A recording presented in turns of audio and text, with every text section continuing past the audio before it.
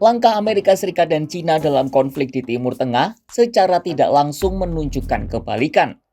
Ketika Amerika Serikat membantu Israel mencapai tujuan melenyapkan Hamas, lain halnya dengan China.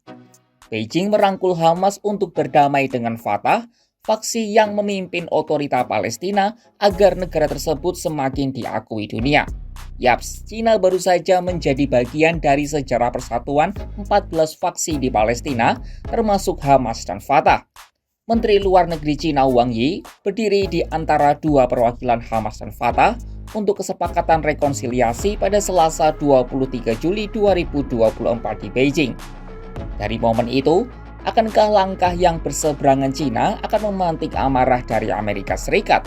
Ataukah Amerika meninggalkan Israel yang ngeyel menyerang Hamas di Gaza dan banyak ditekan oleh dunia? Berikut langkah-langkah China di Timur Tengah dan respon Amerika Serikat serta Israel dengan keberadaan China dalam konflik di Palestina.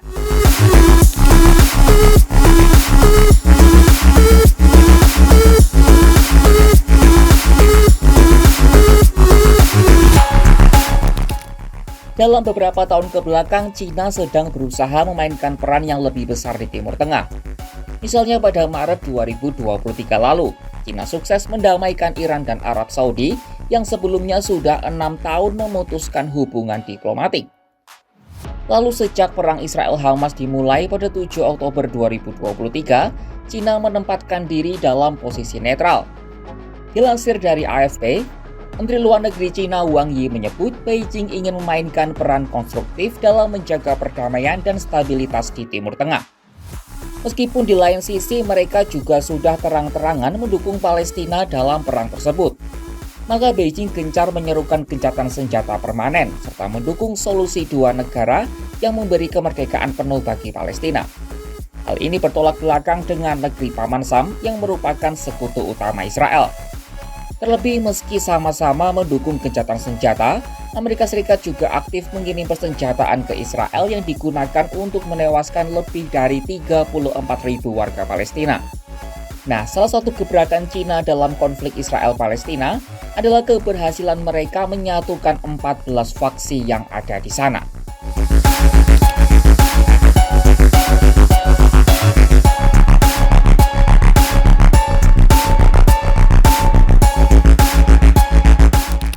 Lewat sebuah perjanjian yang ditandatangani pada Selasa 23 Juli 2024, 14 faksi di Palestina sepakat untuk bersatu. Dua dari 14 faksi itu adalah Hamas dan Fatah yang telah terlibat konflik selama bertahun-tahun akibat perbedaan ideologi. Acara itu menjadi puncak dari dialog rekonsiliasi yang sudah digelar sejak Minggu 21 Juli 2024. Juru bicara Kementerian Luar Negeri China, Mao Ning, pada Selasa 23 Juli 2024 menjelaskan, poin terpenting dari perjanjian itu adalah pengakuan terhadap Organisasi Pembebasan Palestina atau PLO sebagai satu-satunya perwakilan sah negara itu di dunia internasional. Selain itu, mereka turut membahas soal tata kelola Gaza pasca perang dan pembentukan pemerintahan rekonsiliasi nasional sementara. 正如王毅外长在致辞中所说，此次对话最重要的共识就是实现所有14个派别的大和解、大团结。最核心的成果就是明确巴解组织是巴勒斯坦人民唯一合法代表。最突出的亮点就是围绕加沙战后治理，组建临时民族和解政府达成一致。最强烈的呼吁就是要根据联合国有关决议，实现巴勒斯坦真正的独立建国。 Selain itu, para faksi juga membahas soal batas-batas wilayah Palestina serta persiapan pengadaan pemilihan umum sesuai undang-undang yang berlaku.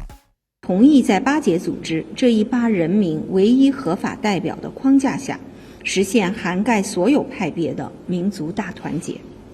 根据联合国有关决议，建立以耶路撒冷为首都的独立的巴勒斯坦国，坚持包括约旦河西岸、耶路撒冷和加沙在内的巴勒斯坦领土完整。表示将根据巴各派共识，按照巴现行基本法组建临时民族和解政府，开展加沙重建。 并根据通过的选举法尽快筹备并举行大选。 Adapun rekonsiliasi ini disambut baik oleh Hamas maupun Fatah.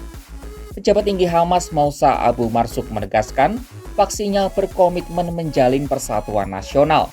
Ia juga menyebut rekonsiliasi merupakan salah satu solusi untuk memecahkan masalah di Palestina. Hal itu disampaikan Abu Marzuk pada Selasa 23 Juli 2024. Sementara pejabat Fatah Mahmud Al-Alul berterima kasih terhadap segala dukungan tanpa henti Beijing bagi perjuangan Palestina. Bahkan ia menyebut Cina mendapatkan cinta dari seluruh rakyat Palestina. Meski begitu, adanya rekonsiliasi ini tak disambut baik oleh Israel dan Amerika Serikat. Apa alasannya?